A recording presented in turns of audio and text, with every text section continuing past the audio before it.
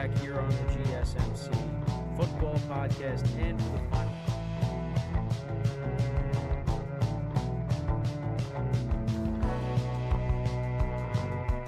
Keep yourself in the loop of everything football on the Golden State Media Concepts Football Podcast. The latest news on and off the field, be it college football, Big Ten, SEC, Big 12, Pac-12, ACC to the NFL. We've got you covered. Listen to the Golden State Media Concepts Football Podcast.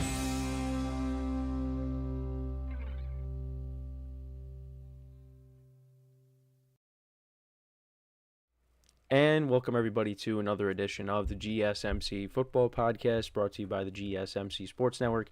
As always, I'm your host, Kenneth, and it's great to have you guys here on this Friday, January 17th. We have a lot to talk about on the show today. Before I get into that, just want to remind you guys, as always, to tip or donate and get your comments recognized.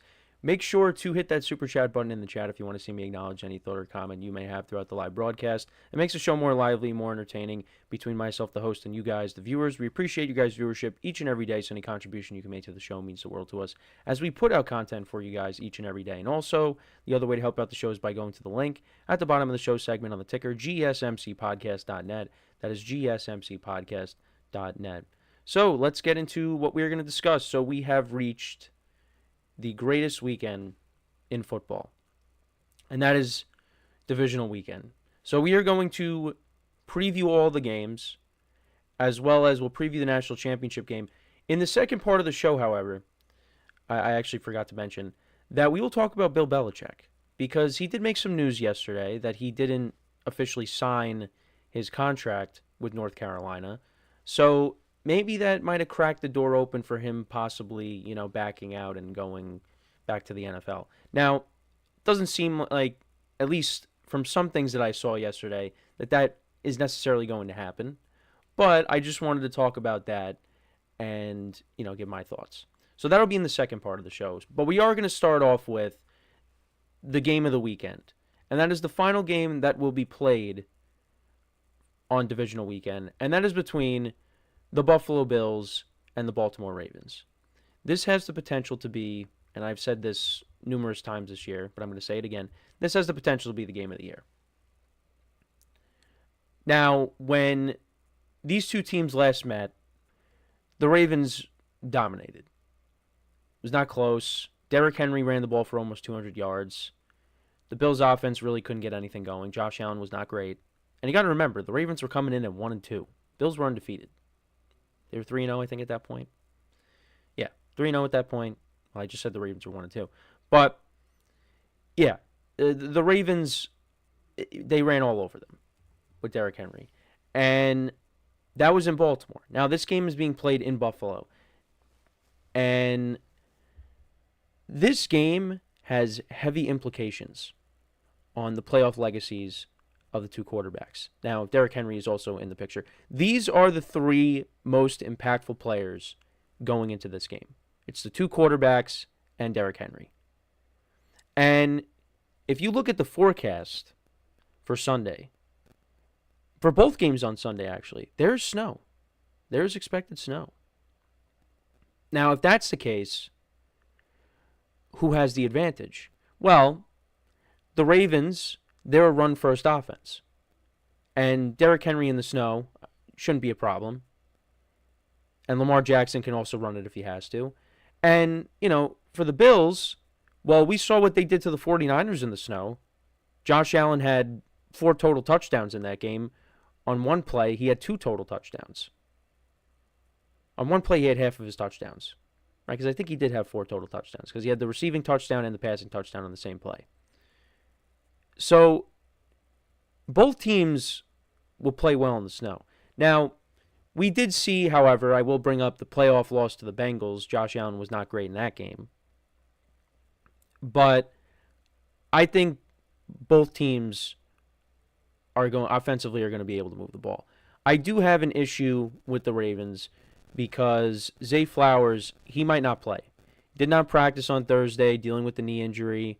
Didn't play last week against the Steelers. But you didn't really need him because the Steelers just did not show up for that game. in the first half. They woke up in the second half, but the Ravens were comfortable pretty much the entire game. So you didn't really need Zay Flowers, but you do need Zay Flowers for this game. He's an impactful player, over 1,000 yards receiving on the year. I mean, look, Rashad Bateman, he's going to have to step up, and he's had a good year. I've been surprised by how well he's played because the Ravens, they gave him a new contract, and, he's delivered this year. You also got Mark Andrews. So, and of course, Derrick Henry. But missing Zay Flowers for this game, that's tough. But, I mean, if the weather's really bad, they're not really going to be throwing that much. So, you just give Derrick Henry the ball 30 times. Don't give it to him 6 times like you gave your running back 6 carries in the AFC Championship game. They cannot do that. So we'll see how the weather is like, but I feel like both teams will play well in the weather. I mean, in terms of the passing game, I'd be more concerned about the Ravens passing game as opposed to the Bills because, again, we've seen Josh Allen sling it in the snow. And I think he'll be able to do that here.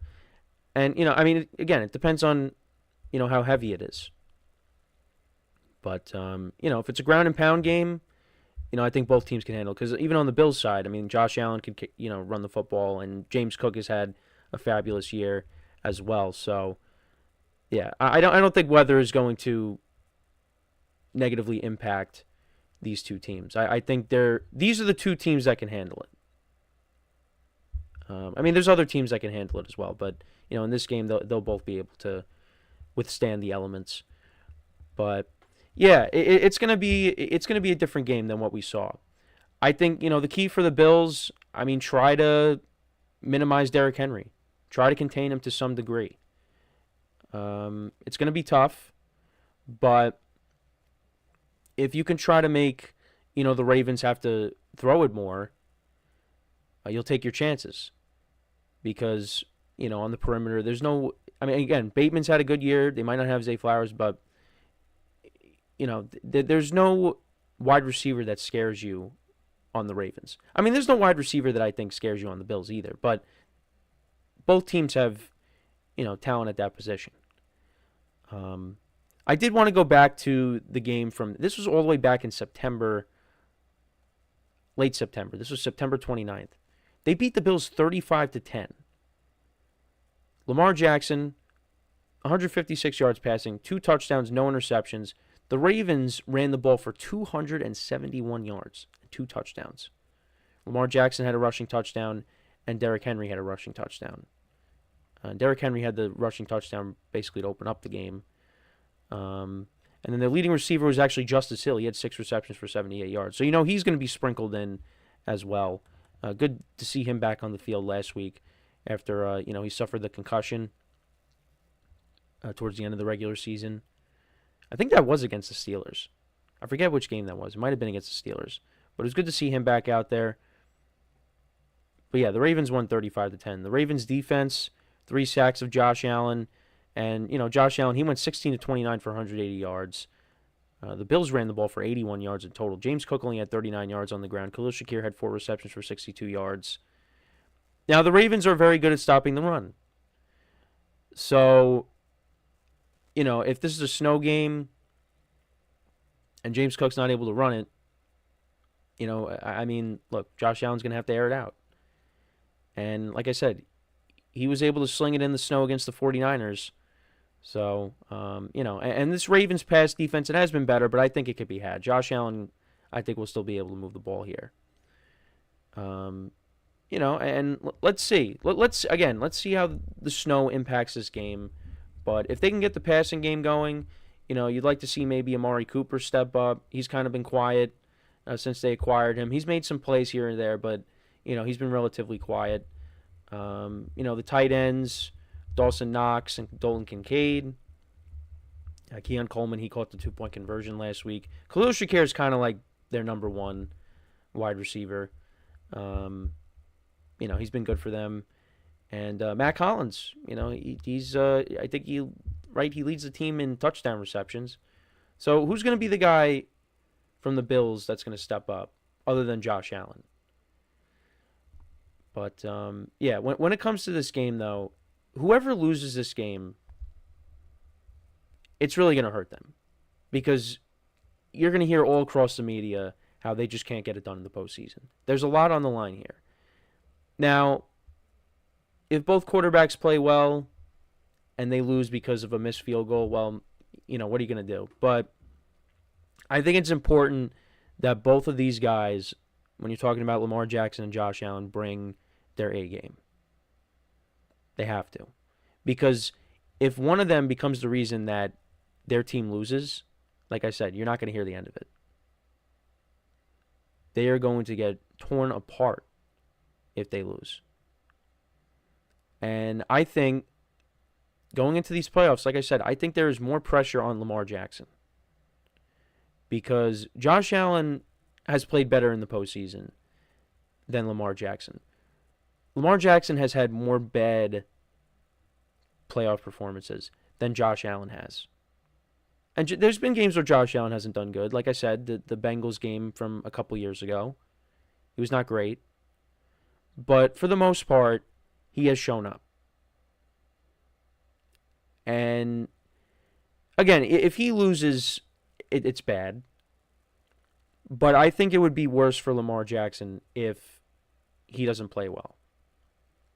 Now, you got Derrick Henry in the picture. And Derrick Henry, he gives the Bills nightmares with some of the performances that he's had against them, including this year. And then there was the one, a couple years ago. Also during, I forget what his stats were because I know they played each other during the COVID season. But the year after that, 2021, when Julio Jones was on the team, Derrick Henry, I think, had like 3 touchdowns against them. So he's had good games. Well, he's had good games against a lot of teams. But, use Derrick Henry to your advantage. If you can. Well, they're going to. But, there's more pressure, I think, on Lamar Jackson in this game. And it's very tough to pick. It's very tough. And, I think both defenses, they played well in, the playoff games they had last week. It's just, it's very tough to pick. It's a coin flip. It really is. But I'm siding with the Bills here. I think it's going to be a very close game. Could come down to whoever has the ball last. But the Bills, I think, are a better team than what we saw in late September when they took on the Ravens. And I think it being at home especially, I think home field advantage plays a huge role in this game specifically. I think if this game was being played in Baltimore, I probably would take the Ravens. But because it's in Buffalo, that place is going to be rocking. I got to lean towards the Bills here. I think Josh Allen makes a few more plays than Lamar Jackson does, and I think they get the win here. Now, weather's going to be a factor, so I guess, because I was going to pick like a score in the 30s. I mean, maybe it still gets to that point, but I'll say they win 24-21. I think it's a 3-point game. Maybe it comes down to a game-winning field goal. Maybe Tyler Bass, kicks a game-winning field goal to send him to the AFC Championship game and redeems himself from, when he missed a field goal last year against the Chiefs. Who knows? But I like the Bills here. It's going to be very close. It wouldn't surprise me if the Ravens win. That's how evenly matched these two teams are. So, I like the Bills. But let me know what you guys think. Who do you think wins this matchup? Let me know in the comments. So, we are going to take our first break. And then when we come back, we're going to take a short break away from the games from this weekend and the national championship game. We'll talk about it at the end. But we're going to talk about the news about Bill Belichick and if the door has been left open for a possible NFL return with him not signing his contract yet with UNC. So make sure to stick around, and we'll be right back here on the GSMC Football Podcast. I feel like I'm losing my mind. Is everybody in the world blind? Please, Lord, give me a sign, a sign. I feel like I'm losing my mind. Is everybody in the world blind? Please, Please, Lord, give me a sign, a sign. I wanna be the greatest. Everybody on the fake shit. I look around and feel like everybody is the fakest. I make this every day and I'm impatient, hoping one day I blow up from the basement. Statement, the top is so vacant. I don't hear shit that I think is amazing. Waiting for my day when I'm playing sold out shows where 1,000 faces. Hey, give me that crown, get in my way and to be put down. It ain't your place, all this my town. If I want that shit, then I'll get it right now. I'm losing it, the noose it fits. I'm losing shit, a stupid myth. You choose to live or choose to dip. You choose to fight or lose your grip and lose a gift. Oh. I feel like I'm losing my mind. Is everybody in the world blind? Please, Lord, give me a sign, a sign. I feel like I'm losing my mind. Is everybody in the world blind?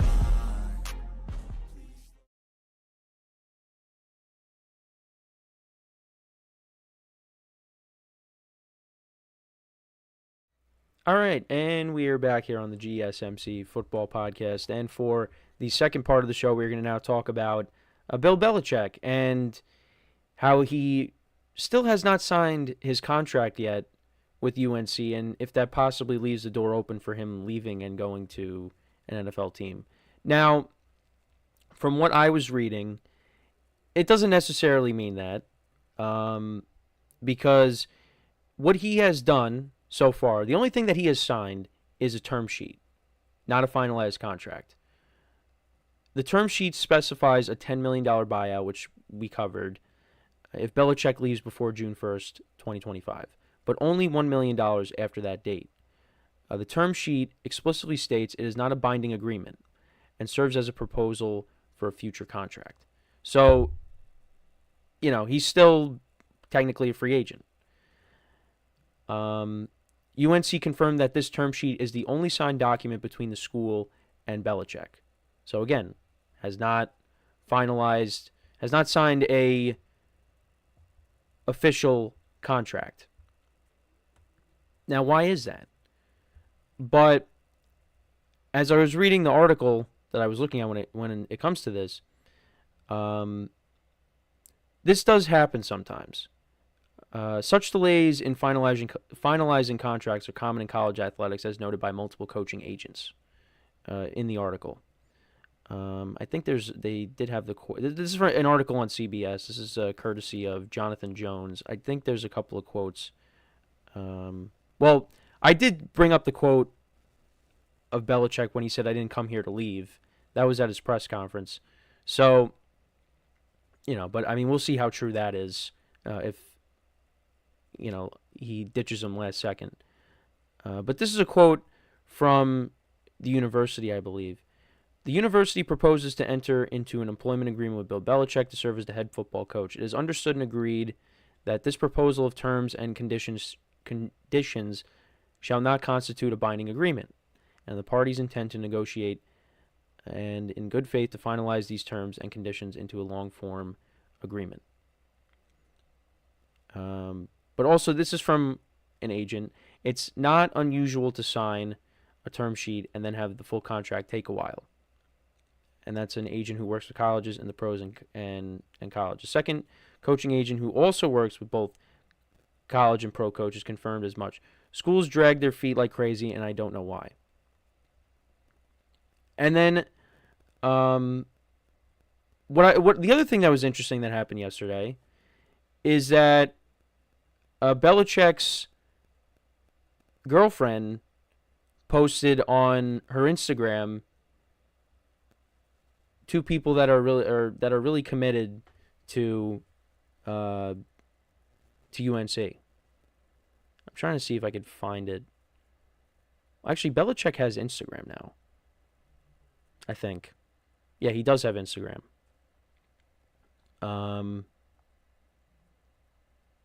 I wanted to see if I could find the... yeah, here it is. So she posted how... Yeah, she pictured two people who are overly committed to UNC football. And this was yesterday. So, it could mean that, it's just taking a while, like the agents are saying. And, I think if she's posting that, then maybe, yeah, that's the case. But it is just interesting because when you see that, you think, oh no, is he having second thoughts? Maybe there's a coaching position that has opened up in the NFL that, appeals to him. I mean, the Cowboys have an opening now, and I know that was the spot that, I brought up. He liked the NFC East. If any of those positions opened, he would take them. Well, the Cowboys just parted ways with Mike McCarthy, so maybe you want to go there. Tom Brady supposedly was recruiting you to coach the Raiders. Maybe that appeals to you, even though Tom Brady would become your boss. I don't know. But it would be unreal if he decided, yeah, I'm good. I'm going back to the NFL. After, basically verbally agreeing to become UNC's next head coach. It just, they'd be done dirty. And then there would be supposedly some legal action that would take place against him. And, they'd be ticked off if it happens because, they'd bring in arguably the greatest head coach of all time. And he's just like, never mind, I'm going back to the NFL. Sorry. But nothing's happened yet, including him signing the contract. Now, I do think that we will see Belichick back in the NFL. I think at some point we will see that. Maybe he doesn't coach his entire contract at UNC. Maybe this year doesn't go well. And maybe, next year, job opens up in the NFL that interests him and he leaves. There's many different possibilities. It's hard for me to see him end out his career in college. But who knows? And it's funny because people have brought this up. The Falcons didn't take him. He interviewed for the Falcons job and they didn't take him. They signed Raheem Morris. You kind of wonder what would have happened if Belichick took that job. How their season would have went. I mean, look, the Falcons still finished, with a winning record. Actually, no, they didn't. Didn't they go 8-9? Because I forgot they ended up losing to the Panthers the final week of the season. The Falcons ended up going this year. Fact check myself. Yeah, they went 8-9. Yeah, because they ended up losing. And their defense was not great. If Belichick was there, defense probably would have played well. Played better, I should say. And they do have good players on that defense, but mainly in the secondary. But did the Falcons make a mistake, not bringing in Belichick? I don't know. We'll see what happens next year, full year Michael Penix. I mean, I think the real reason why the Falcons didn't make the playoffs, I mean, you could probably say coaching and, the defense, but the quarterback play, Kirk Cousins just was not good for a stretch, and that really cost them. And then they put in Penix, and it was like too little, too late. Even though I like what he did, but it was too little, too late. But yeah, I mean, there's still, like for Belichick, there's still a lot of jobs out there right now in the NFL that, he could have interviewed for. Or maybe there really wasn't that much interest. I don't know. I mean, there is definitely interest. And Tom Brady's reaching out to him. So yeah, I mean, teams got to be interested. But I really wonder why he was so quick to making his decision. I mean, I guess maybe, they were going to move. North Carolina was maybe going to go in a different direction, and if he didn't commit to them right away. But then again, he hasn't signed the contract. So I don't know why he was so quick to, making a decision here. I mean, you couldn't have really surveyed your options, between college and the NFL. And instead, he just was like, I'm just going to take this. Now, I think it was a very unique option. And, I'm curious to see how it all plays out, once he signs the contract. because, it's a new challenge for him. But I feel like he should still be coaching in the NFL. Now, this is a different conversation, but when we were talking about Belichick, someone said Belichick is not a great coach. And I can understand from that perspective why.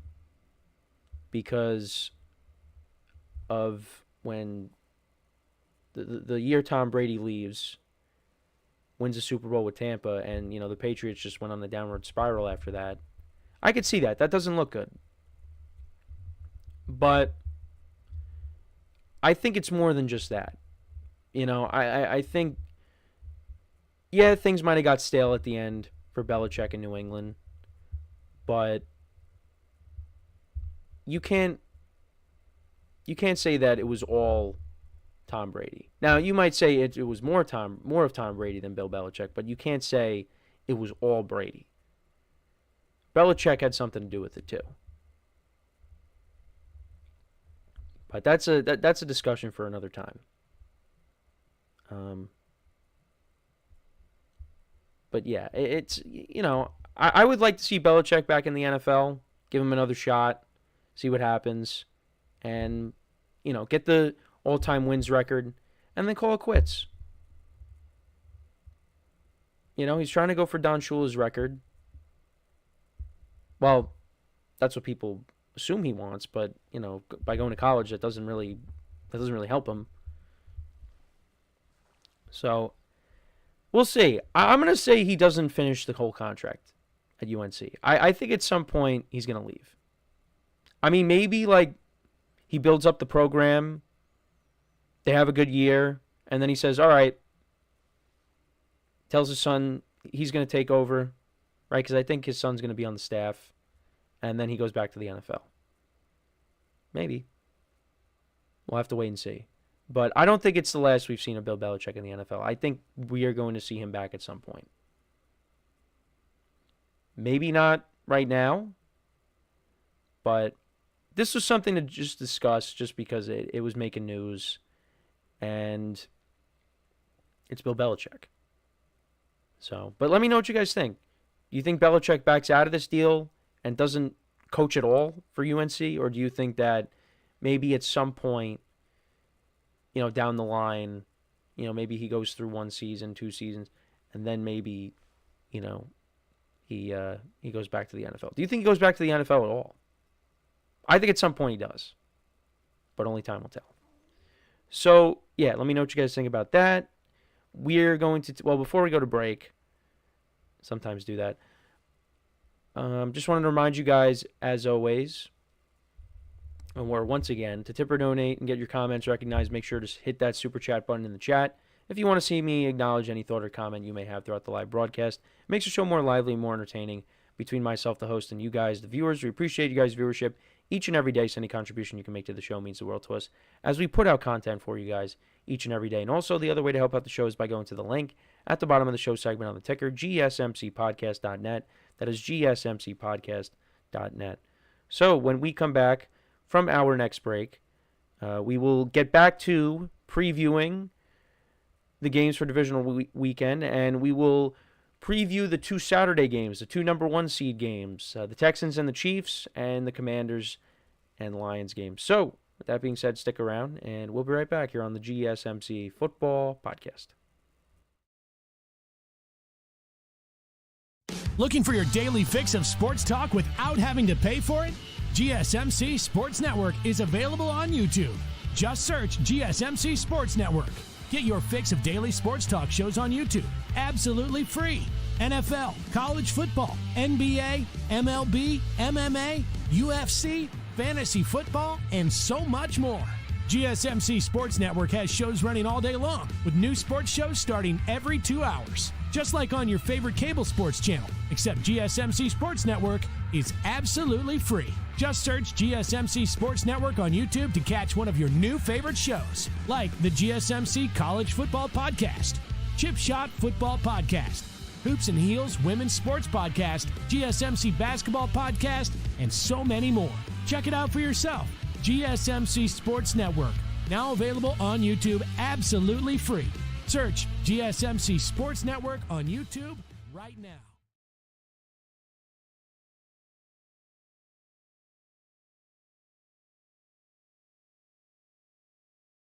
And we are back here on the GSMC Football Podcast. And for the third part of the show, we are going to now talk about the two number one seed games tomorrow. And that is the Texans-Chiefs game and the Commanders-Lions game. Now, we did get to see the Texans play the Chiefs already earlier this year. And the Chiefs won that game 27-19. And, of course, Tank Dell getting hurt in that game, that gruesome knee injury. So they won't have him in this matchup. And I went over Patrick Mahomes' stats in the divisional round. Has never lost. And, this is going to be a tall task for the Texans to go in there and knock off the Chiefs. And the Texans, have not been great this year. They play in a weak division. However, last week, I liked some of the things that I saw from them. The defense was able to get pressure on the quarterback. They forced turnovers off of Justin Herbert. 4 interceptions. This Texans defense is pretty good. And also, to kind of praise the quarterback a little bit, C.J. Stroud made some very nice plays as well. He took a... Oh, my mic dropped.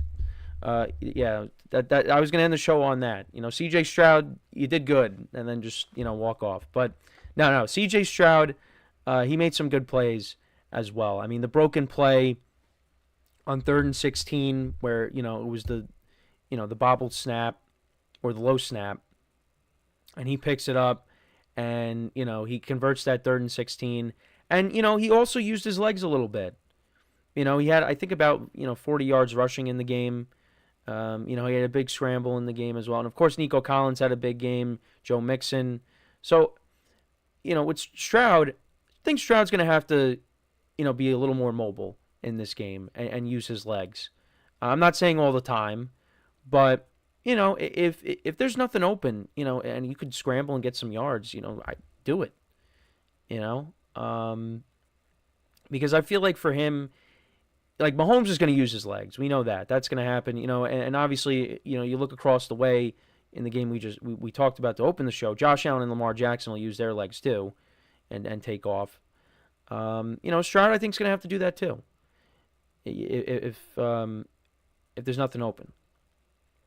And also I think another factor too is, can the Texans establish the run once again here? They were able to do it against a good defense in the Chargers. Joe Mixon had a good game finally because he had a rough stretch. Can they establish a running game here? And Joe Mixon's had some good performances against the Chiefs. And he's played against them in the playoffs a couple times. And, they're going to need him to. Nico Collins, we know he's going to show up. Who's going to be the other receiver on this team that is going to make plays? Because the Chiefs are going to key in on Nico Collins. And even with that being said, I think, Nico Collins will still find a way to have a good game. But we'll have to wait and see. Dalton Schultz, I think, had a touchdown in the first matchup as well. So, you want to get him involved. It's going to be a tall task, though, just because the Chiefs just never lose in the divisional round. And I just feel like the Texans going on the road here, I don't like their odds here. Now, I did talk about how they could win this game if they can get pressure on Mahomes. If that defense could play like it did last week, they have a chance. If Stroud, minimizes the turnovers, and he can make plays like, not just with his arm, but also with his feet. They can run the football. It's there. But I just think that the Chiefs are going to win this game. I do. Now, the layoff, it might be a little bit, they might be a little bit rusty coming out of the gate to start this game, but they'll get into a groove. And, when they played their starters way back on Christmas, that was probably one of the best games that the offense has played all year.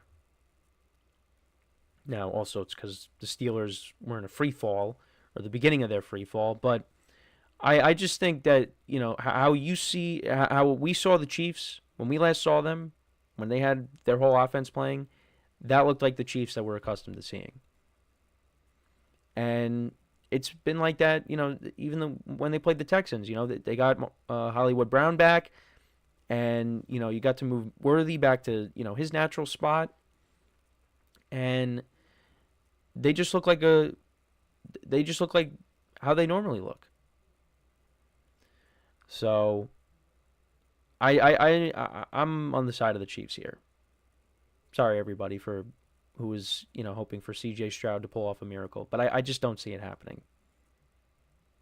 I definitely would be stunned if the Texans won. And, this was a team that I said, at the beginning of the year, could this be the team that knocks off the Chiefs?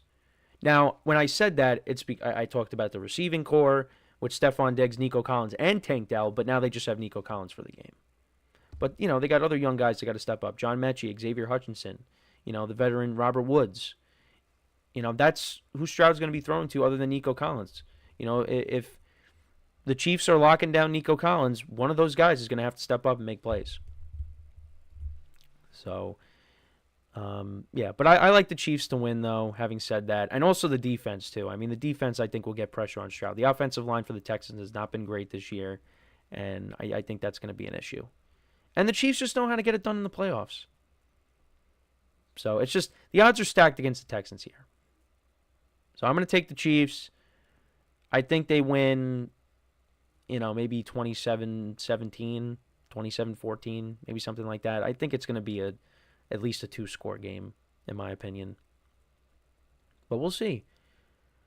We'll have to wait and see. But that gets us started on divisional weekend. And then this game, I think, is underrated, and that's the Commanders-Lions game. And the Lions, this was a bye that they had to have.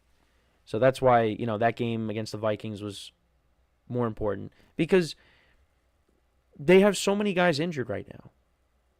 They had an early bye week. They needed it. They were getting some guys back already.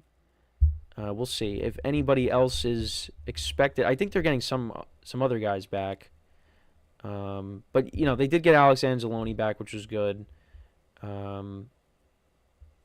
But, yeah, I mean, even with the injuries, though, the Lions' offense puts up points with anybody. And, can the Commanders' offense exploit that Lions' defense? Now, Jane Daniels, I think, has played some good football. He was good in the game against the Bucs. The Bucs' pass defense was not great. So I think Jane Daniels will make his fair share of plays. But is it going to be enough? I don't think so. I mean, you guys know this. I think the Lions win this game. Now, the line is pretty big. It's 9.5. That's a lot of points. So, could the Commanders keep it close for a little bit and then the Lions pull away? I could see that happening. Could it be a nail-biter? Could also see that happening. Lions are actually getting David Montgomery back for this game, which is huge. So, they could wear down that Commanders defense with that rushing attack. That's one of the best running games in football.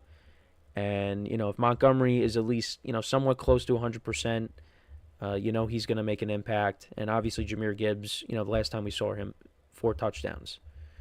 So you got to deal with that. And then obviously the Commanders are going to have their hands full with the receivers. Amon-Ra St. Brown, Jameson Williams has had a good year. Jared Goff spreads the ball around. And obviously we'll see some trick plays. Maybe we'll see Penei Sewell throw a pass because we thought that was going to happen on Thanksgiving because it looked like he was going to throw it, but that ended up not happening, and it ended up being a broken play. But, the tricks are going to be out for this game.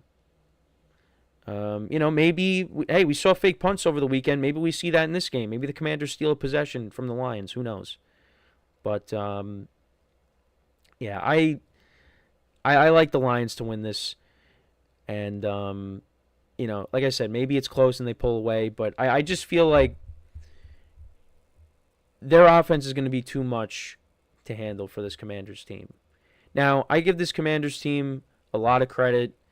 I really did not expect them to get this far. I didn't expect them to make the playoffs. I didn't expect them to win a lot of games. But here they are, and they, even if they lose this game, which I think they will, they have a bright future ahead of them. They really do. As long as Jaden Daniels is playing quarterback like he has, and they continue to build up this roster, this is going to be a good team. This is going to be a good team for a long time. And you got to give that organization, Dan Quinn, got to give those guys credit. Because I didn't have them doing well. I just didn't. Now, again, it fell more on the defense, and the defense has improved. It's still not, an elite defense, which is why the Lions, I think, will take advantage of that. But it definitely a lot better than what it was last year, because their secondary got torched by some teams. But yeah, I mean, we'll see. I don't think it's gonna, that environment, I don't think it's gonna phase them. I really don't. I think they'll feed off of that, and I think they might give the Lions some fits early on, but I think the Lions will ultimately put a stamp on this game, and they'll finish them off. So I like the Lions to win. I think they'll win maybe like 33 to 23, something like that. Maybe. I think it'll be high scoring, but I think the Lions maybe pull away in the second half. I think maybe they rely on the running game, wear down that Commanders front seven and then run away with it. So, so I got both 1 seeds winning. I mean, we know this. Those 2 teams I have playing in the Super Bowl, so I need them to win to keep that alive. But, let me know what you guys think, though, about these 2 games. Do you see any potential upsets here? I know we did a segment on which team is more likely to be upset. I think it's the Lions because of the injuries, and the Chiefs just never lose in the divisional round. But let me know what some of your guys' thoughts are on these games. Let me know. So when we come back from our next break, we will then preview the final game that I didn't get to yet, and that is the Eagles-Rams game. We'll talk about that and how that'll go, a rematch from earlier this season. So with that being said, stick around, and we'll be right back here on the GSMC Football Podcast.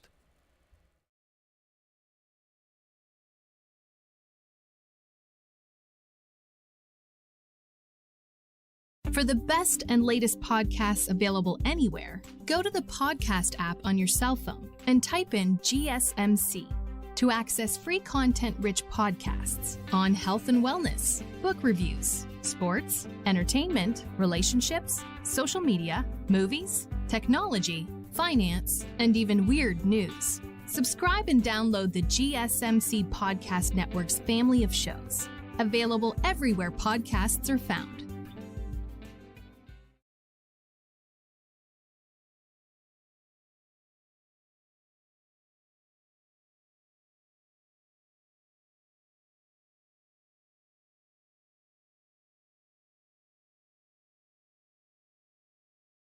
And we are back here on the GSMC Football Podcast. And for the fourth part of the show, we are going to now get into the final divisional game that I didn't get to yet, and that is the Eagles-Rams game. Now, these teams met earlier this season, and that was the game that Saquon Barkley had over 200 yards rushing in the game, and he had 2 touchdowns. And, not great for the Rams. The Eagles, they ran all over them. They ran the ball for over 300 yards, 314 yards. Barkley had 255 yards rushing. He had 2 touchdowns. Kenneth Gainwell had a touchdown. A.J. Brown had a touchdown. Not a good performance for the Rams defense. Stafford was good, 24-36, 243 yards, 2 touchdowns, no picks. Kyron Williams had 72 yards on the ground and a touchdown. Puka Nacua had a good game, 9 receptions for 117 yards. Cooper Kupp had 8 for 60 and a touchdown, and that was towards the end of the game, the touchdown. But 37-20. And the Eagles improved to 9-2 at that point. Rams dropped to 5-6. Now, this game, that was played in LA. This game's going to be played in Philly, and there's also snow in the forecast. So, there's going to be that, that's going to impact the game. I think that benefits Philly more, in my opinion. Now, the Rams have a good running back themselves in Kyron Williams, but when it comes to the Eagles, they're one of the best running teams in the NFL, with Saquon Barkley, of course. And I would just favor them over the Rams when it comes to that. But if snow is not a huge factor, even with that, I mean, the Rams got to have some kind of passing game here. Now, we saw them play well on Monday against the Vikings, but, that was in an indoor stadium. So weather was not a factor at all. But in the elements, yeah, it could be a problem. Running games are going to play a huge factor, and I just would favor Philly there. Also, both defenses are playing very well, though. I will say that. The Eagles' defense, they have played well for, most of the season. The Rams' defense, got off to a rough start, but, lately it has been better. So their first 13 games, this is the Rams' defense. This is the ESPN's Instagram. They posted. So their first 13 games, the Rams' defense, they gave up an average of 25.5 points. Yards per game, they gave up an average of 366.1. Yards per play, 5.8. Rushing yards allowed per game, 141. And then total QBR, 64. Now, their last 5 games, numbers have dropped significantly. They've given up an average of 12.6 points, 302.6 yards allowed, 4.8 yards per play, so one less yard, 96.6 rushing yards per game, and then QBR for opposing quarterbacks, 40. That's all top 8 in the NFL. And that defensive line was all over Sam Darnold. Now, going up against the Eagles, however, the Eagles have one of the best offensive lines in football. And they got 2 All-Pros from their offensive line, on their offensive line. It's going to be a different kind of game, for that D-line. Are they going to be able to get to Jalen Hurts? And I think that's going to be a problem. And if the Eagles can't, and if the Rams can't do that, and if they can't, stop the run, or at least, contain Barkley, yeah, it's going to be a long day. And then on top of that, for the Rams, on the other side, are they going to be able to, get the passing game going against this defense? Because the Eagles have a very good pass defense. Now, the Rams have the wide receivers to, match up against them. Like I said, Puka Nacua had a good game. Cooper Kupp. That's who they really have to get going in this game, I think, is Cooper Kupp. Because Cooper Kupp has been relatively quiet for a while now.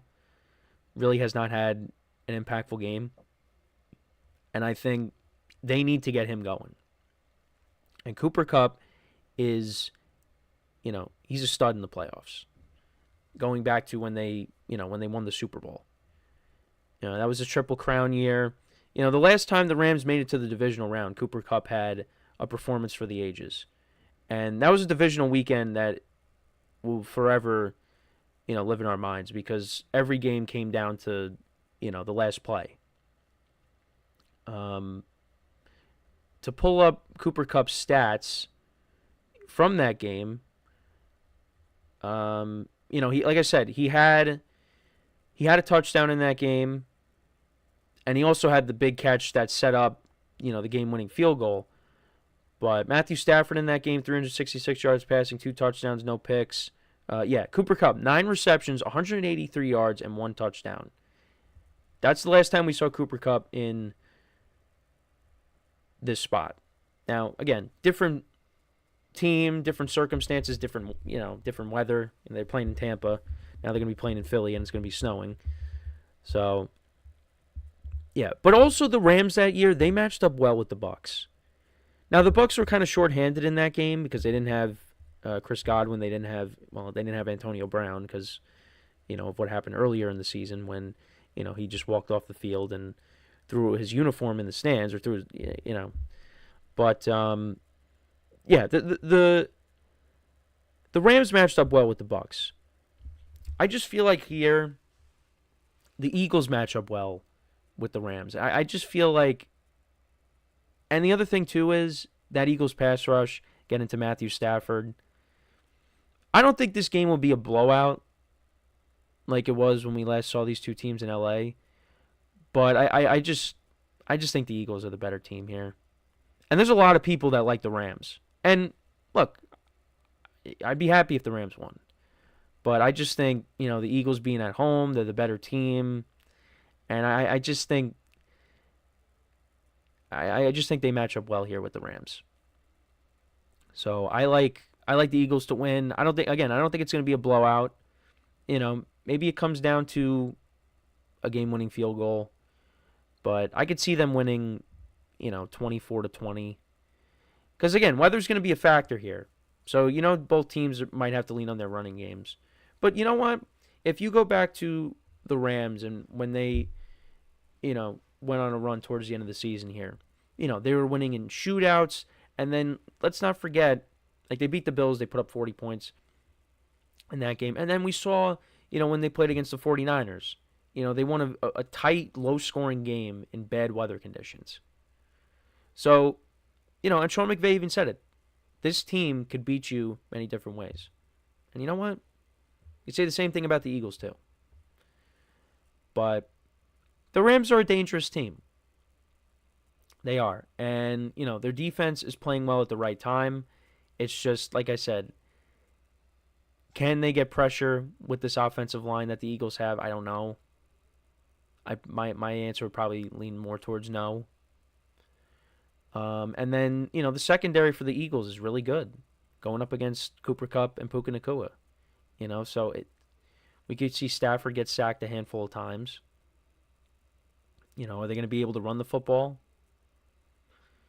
It's going to be tough. It's tough. I got to lean towards the Eagles here. But you know what? If the Rams can go in there and get the win, wouldn't surprise me. I think they have the better coach, but I think the Eagles have more talent. And they're playing really good football right now. And they're at home. And even if this game was being played in LA, I'd probably still take the Eagles. But I don't think we're going to see Saquon Barkley have 255 yards rushing. It's just I don't think that's going to happen. But I think Barkley will make his fair share of plays. But it's just the Eagles have too many weapons. You got A.J. Brown, you got Devontae Smith. I mean, I think A.J. Brown will have a bigger game than he did, against the Packers. I think he'll have more than just one catch. Watch, he's going to have 2 catches for 23 yards now that I said that. Dallas Goedert had the touchdown as well. There's a lot of weapons that the Rams got to focus on. It's going to be different. Sam Darnold's not Jalen Hurts, because Jalen Hurts could take off and run with it too. And, the Vikings were dealing with their offensive line problems in the game. The Eagles, they don't have an offensive line problem. So let's actually kind of go back. So the Rams played against, so who did they play against? They played against Sam Darnold last week. They played against Geno Smith the week before that, Kyler Murray the week before that. They played against Aaron Rodgers, Brock Purdy, Josh Allen. I mean, the defense gave up 6 points to the Niners, 9 to the Jets, 9 to the Cardinals. I mean, all those teams were not, great this year. They had their backups playing against the Seahawks. Well, the Cardinals had a disappointing finish. The Jets and the 49ers were bad, especially the Jets. But, we'll see what happens. But the Eagles are a run-first team, so that they're going to try to, pound the rock with Barkley. And, Jalen Hurts obviously will be sprinkled in there. But let's see. I mean, maybe if the Rams are able to contain the run and, force the Eagles to pass, maybe they got a shot. Because Jalen Hurts throwing the football, has been inconsistent, I would say. But they have the playmakers that, if they got to throw the ball, he's going to get it to him. And we saw this Eagles passing game get it going at times this year. So it could happen in this game. But, again, this is another game where weather can play a factor. And we'll see how much of a factor it is when we get to it. This will be the first game on Sunday. This game will be on NBC. Bills Ravens, that'll be on CBS. Chiefs Texans, that'll be on ESPN, and then Lions Commanders, that's going to be on Fox. So, and then the following week, The AFC Championship game's on CBS. That'll be the later game, and then the NFC Championship game will be the earlier game. That'll be on Fox. And then the Super Bowl's on Fox. And then that'll be it. So, yeah, let me know what you guys think, though, about this game. Who do you think wins? I got the Eagles winning. I hope it's a close game. Do the Rams have a chance? I think they do, but I just think the Eagles are the better team here. And I like them winning a close ball game in the elements. So we'll see what happens. We're going to possibly get 2 snow games on Sunday. So we are going to take our final break of the show now. And then when we come back, we will talk about the national championship game because there will be no show on Monday. So I wanted to talk about that, give my thoughts on it, and give you my pick. So for one final time today, stick around, and we'll be right back here on the GSMC Football Podcast.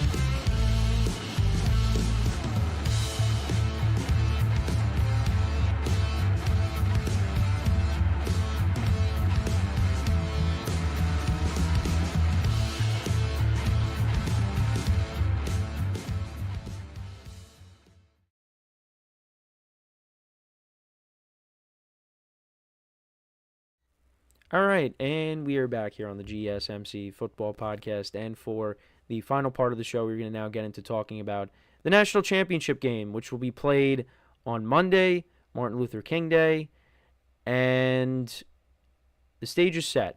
It's between Ohio State and Notre Dame.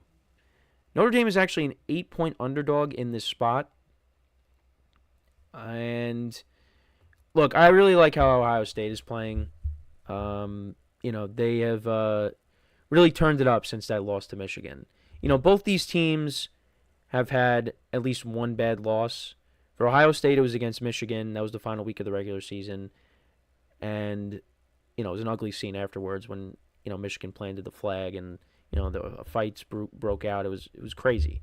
And then Notre Dame, their bad loss was against Northern Illinois. That was early on in the season. And, yeah, no, they're both playing good football. Notre Dame, they defeated Indiana, Georgia, and Penn State to get to this point. And then for Ohio State, they beat Tennessee, Oregon, and Texas. So if you look at the two teams, Ohio State had the more difficult path because Oregon was looked at as the best team in football, all year basically, and Ohio State, destroyed them in their second meeting. The first time they met, that was, when Will Howard pulled a Dak Prescott and, had a quarterback run, and they didn't have enough time. Now, Ohio State had less time they had no time when they, tried to snap the ball to spike it. They had no time at all. At least the Cowboys had, some seconds left on the clock, but it's just the ref needed to place the ball, and it didn't work out. But so they lost a close game there. But yeah, their bad loss was against Michigan, and then Notre Dame. Their only loss of the season came against Northern Illinois. But when you look at these two teams, the talent level, it favors Ohio State. Ohio State has more playmakers on offense. People believe they have the better defense. They just have more talent overall. So that's why going into this game, most people are going to take Ohio State. But, I think this Notre Dame team, is going to, hear all that outside noise. And I think this game is going to be close. Again, I understand from people's perspectives that, Ohio State has more talent. And, I think Texas, at times did a nice job, slowing them down because, they got off to such a roaring start. First drive of the game, they go right down the field. And it was like, all right, this looks like this could be another rout for Ohio State. But Texas kept it close. The game never really got out of hand. It did become a 2-score game, but that was because, that was a signature play with Jack Sawyer, sacking Quinn Ewers. And, he took it to the house for a touchdown. So, Notre Dame's going to have to just keep this game close. And if they have to get into a shootout, if Ohio State plays like they did the first 2 playoff games, it's going to be tough for Notre Dame to overcome that. So they got to try to keep this close. And I think, they can do that. Looking at, the stats for both teams, Notre Dame is not a great passing team. Ohio State, is 25th in the nation. Notre Dame is a pretty good running team. They're 14th. Ohio State is 66th. Notre Dame averages over 200 rushing yards per game, at least for the season. Both teams are in the top 15 in points per game. Notre Dame is 6th and Ohio State is 12th. And then defensively, both teams are top 2 against the pass. Ohio State is first. They give up an average of 161.1 passing yards per game. And Notre Dame is second, giving up an average of 165.3. Against the run, Ohio State is very good at stopping the run. And Notre Dame is a good running team. So how is that going to play out in this matchup? Notre Dame is 42nd. They give up an average of 133 rushing yards per game. And then points allowed, both defenses are top 2 again. So we'll see. Can Notre Dame get after Will Howard, maybe force him into a mistake? Because he did have that bad interception in the game against Texas. I mean, Texas didn't take advantage of that.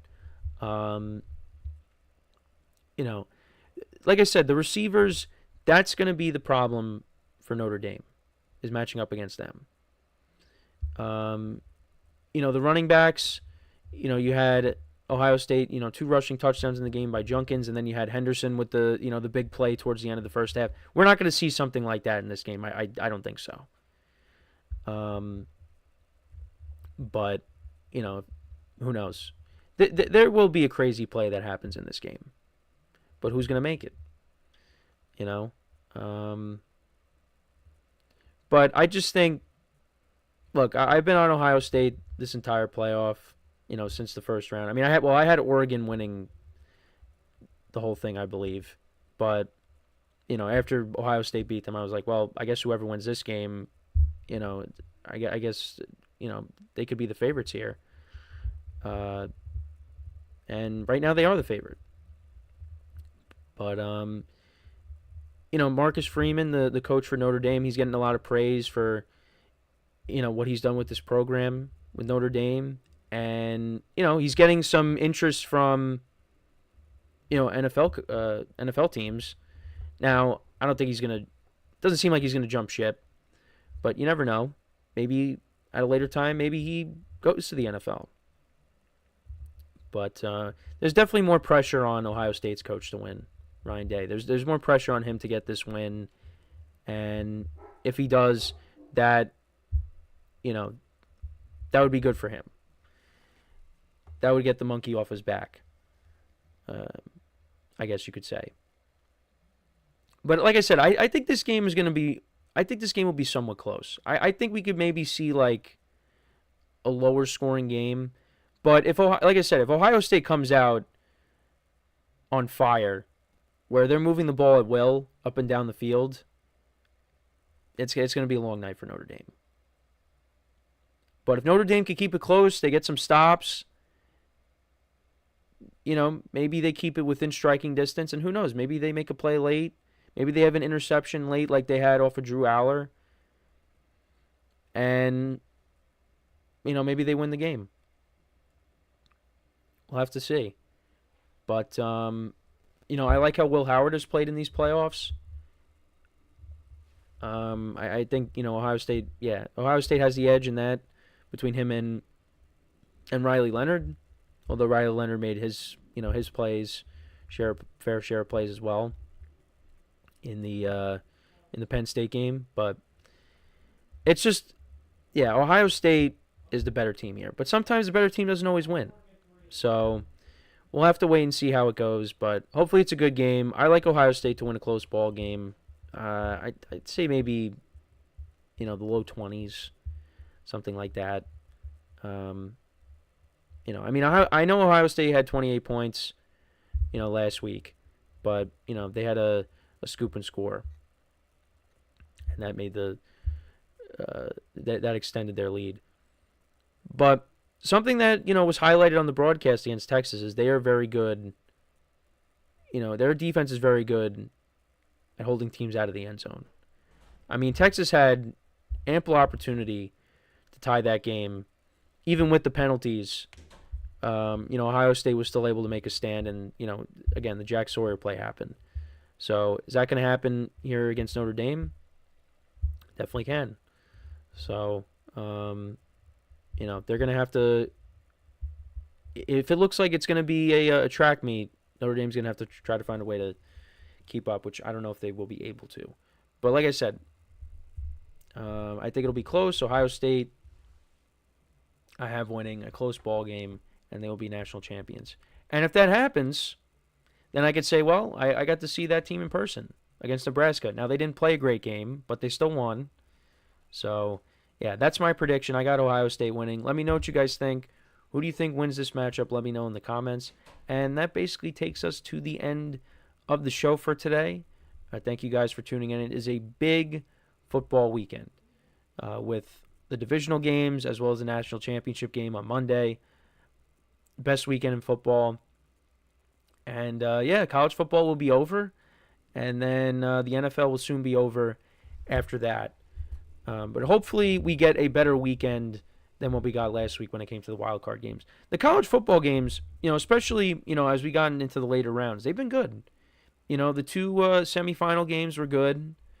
There was drama in both of those games. And I think there will be drama in this game. I think Notre Dame is going to come ready to play, and they're going to keep it close. But, again, that's just me saying that. So the opposite will probably happen. But I think, and when you look at the divisional round, I mean, the game of the week is obviously Ravens-Bills. There's a lot on the line with that game, especially with the two quarterbacks and their legacies going forward. So whoever wins that game, that's really going to, get the monkey off their back, at least for that week, for this week. But the quarterback that loses, I mean, it's going to be a long off season for them. So that's why, for me, I think there's more pressure on Lamar Jackson. But either way, whoever loses this game, it's going to be a long off season.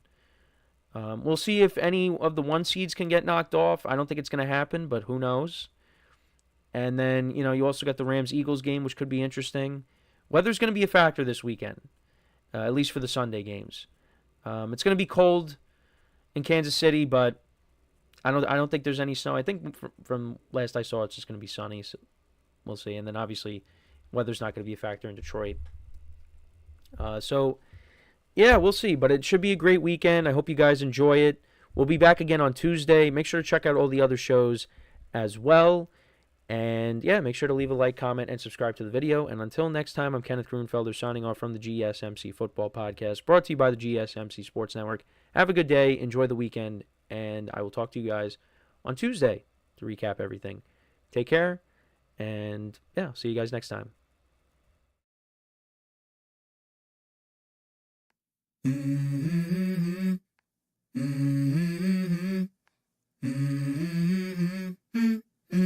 Let's go. I wake up to a little bit of drool on my pillow, feel like it's gonna be a bad day. Yeah, I'm tired of shit, and the coffee ain't hit yet, damn it.